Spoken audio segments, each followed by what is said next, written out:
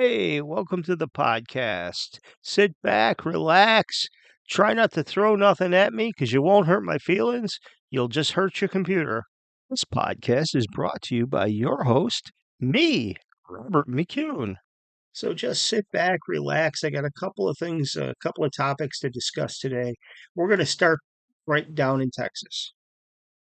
So, the Made in Texas lawsuit seeking to stop the ATF and the NFA regulations of suppressors will proceed forward because a federal judge just denied the ATF's attempt to dismiss the case. The ATF was trying to say that suppressors weren't protected under the Second Amendment, and the Supreme Court ruling under Bruin didn't have any bearing on them, or items under the NFA because these items were not bearable arms. And we'll get into that in a few minutes. This lawsuit is from Texas House Bill 957, which passed last year. The bill, HB 957, was to exempt federal regulations on all suppressors that are made in Texas and stay in Texas. This bill went so far as to include taxation and federal registration requirements, all courtesy from the machine known as government overreach. Now, the Texas law is designed to exempt items that's made in Texas and stay in Texas from interstate commerce, and therefore, theoretically, it should fall outside the federal regulations of the ATF.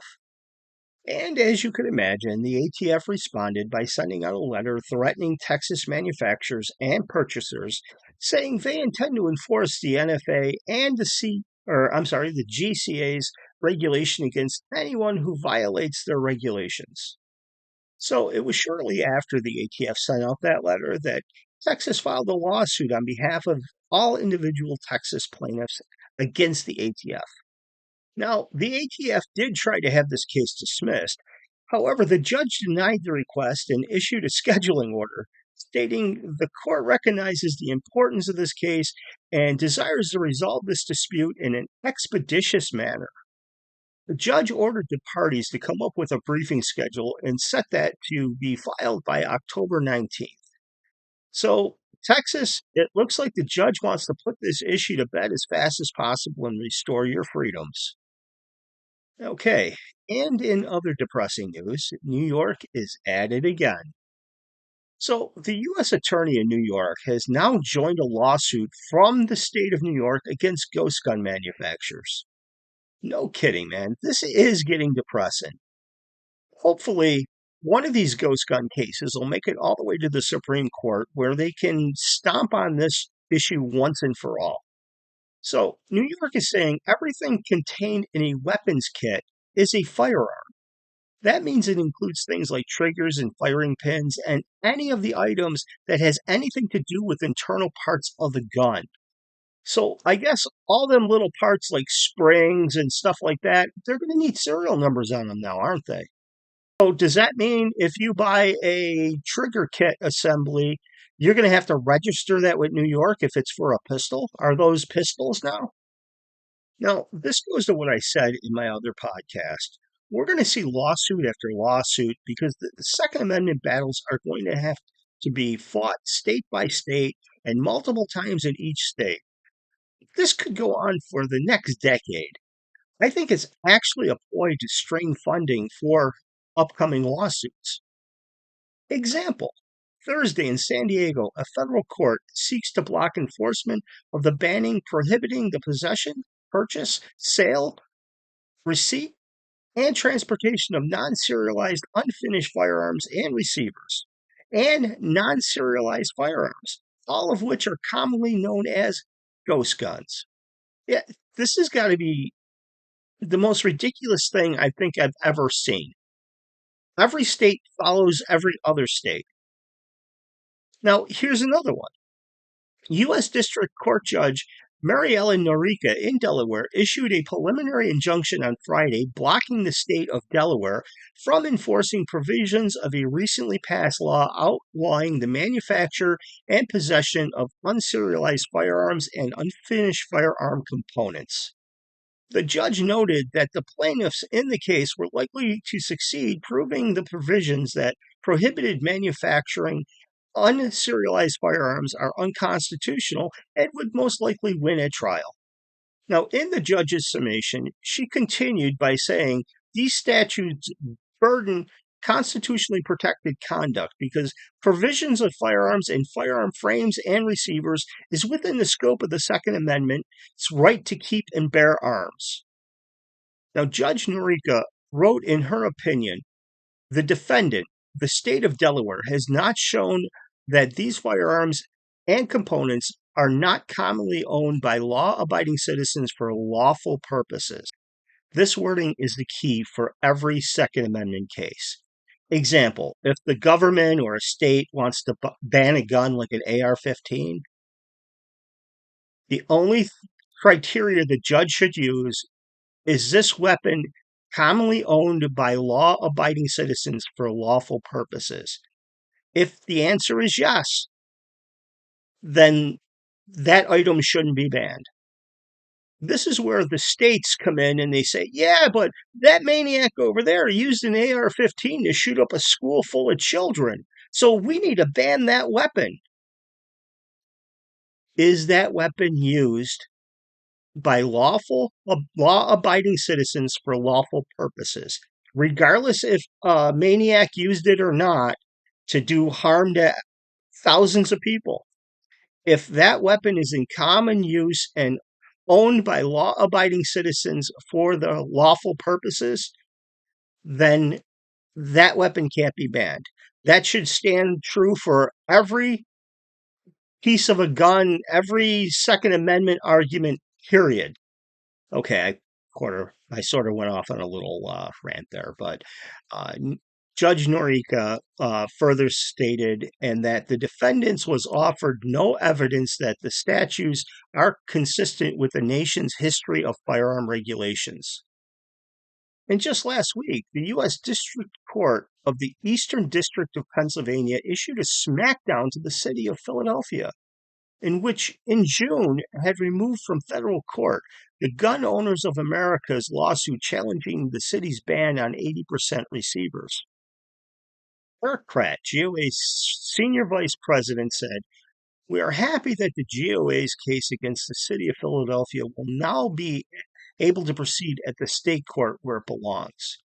Now, Pennsylvania state law and legal precedents are clear on protecting Second Amendment rights and homemade firearms, and we anticipate another favorable outcome for law-abiding gun owners at the state level. Okay, time to move back to New York, unfortunately. So the New York Attorney General files a motion to restore all challenged gun laws. This ought to be interesting. In Rochester, following a federal judge's temporary restrictions on some of New York's latest gun laws, New York Attorney General Leanna James announced Monday that she has filed a motion to reinstate the entire act.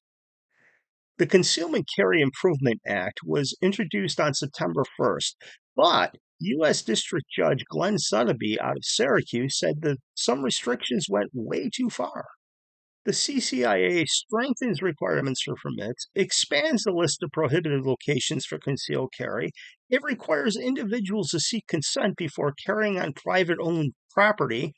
It also enhances storage requirements, requires social media review ahead of certain purchases, and requires a background check before ammunition can be bought. Now, Letitia James went on to say the common sense gun control legislation is critical in our state's effort to reduce gun violence. James said in a statement, "We will continue to fight for the safety of everyday New Yorkers." Now, keep this in mind because I'm going to reference this in another article here in just a minute. Sotheby, the judge that ruled on this case, cited some elements of this law, such as the requirement that an applicant be of good moral character, is currently unconstitutional. And on the 6th, placed a pause until they can review and potentially revisit this issue. Now, on October 7th, New York Governor Kathy Hochul announced her intentions to push back against the restrictions and announced that she has been working with Leanna James to pass the entirety of the CCIA. So the law that sparked the pause was brought about by 6 gun owners from upstate New York who claims that the law infringes on their constitutional rights. And federal judge Glenn T. Sotheby plans to hold a formal hearing to revisit the paused restrictions on October 20th. So stay tuned. I will have more on this. Okay, so now remember what Letitia James went on to say that common sense gun control legislation is a critical in our state's effort to reduce gun violence. James said in a statement, "We will continue to fight for the safety of everyday New Yorkers." So here's a story to support New York's theory that New Yorkers don't need to carry guns for self-protection. So, the New York City police are searching for a group of suspects, i.e., what I call a pack of human wolves, who attacked an innocent man as he walked down the street in the Bronx.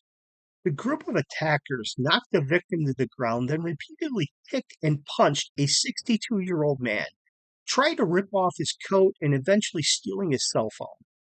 Now, police recently released a video of the October 5th incident in hopes that it could generate leads about the attackers.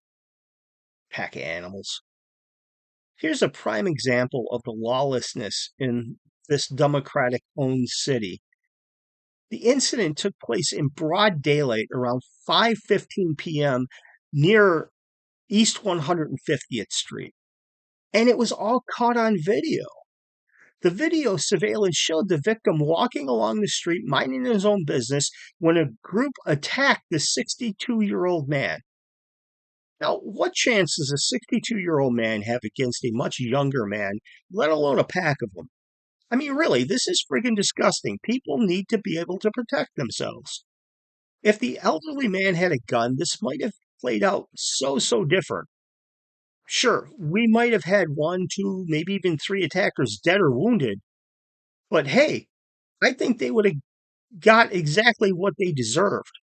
Now, I'm not for vigilantism, but what I am for is self-preservation. This individual might have gone home instead of the hospital, or maybe with paralysis much worse. So, what I have to say to Letitia James and Kathy Hochul, the law that you guys just passed, that unconstitutional crap, you're fighting for laws that do not keep New Yorkers safe. It endangers them. Okay, I got to get my blood pressure down a little bit, so I'm going to move on to another topic. So, after his latest string of verbal blunders and onstage wanderings, concerns have surged over President Joe Biden's mental health. So, in just 2 months, worries about the nearly 80-year-old's mental state have jumped from 59% to 64% in the latest polls. Now, you guys know how I feel about polls. I think they're bullshit, but there is a real concern here. And shockingly, most of the increase has come from the Democratic Party. Virtually all of October's gains came from the Democrats, who went from just 39% expressing concern over Biden's mental health in August, a high number in itself, to 52% in the latest poll. Take a moment and let's just think about it. Let that sink in. 52% of Democrats. So, yeah, most Democrats now also think Biden possibly has mental health issues. Boy, that didn't take long, just 2 years to figure that out. The survey analysts suggested that it may be time for Biden to undergo a mental competency test as former President Trump did. And keep in mind, this is being reported by a leftist liberal media content. Okay, so let's say we do give Sleepy Creepy Joe a mental competency test. Think about it. But the alternative isn't much better. We have Kamala Harris there in the dugout, or the batter's warm-up box, whatever you want to say. We'd only be trading a mentally challenged person for a total out-of-touch and incompetent one. So at the end of the day, do we stick with the devil we know, or do we roll the dice and pray for the best? I don't see a winning situation here, folks. Well, that's pretty much wraps it up for today's show. Hit the thumbs up, subscribe if you're not, and go ahead and ring my bell. Stay frosty, and I'll talk to you when I talk to you.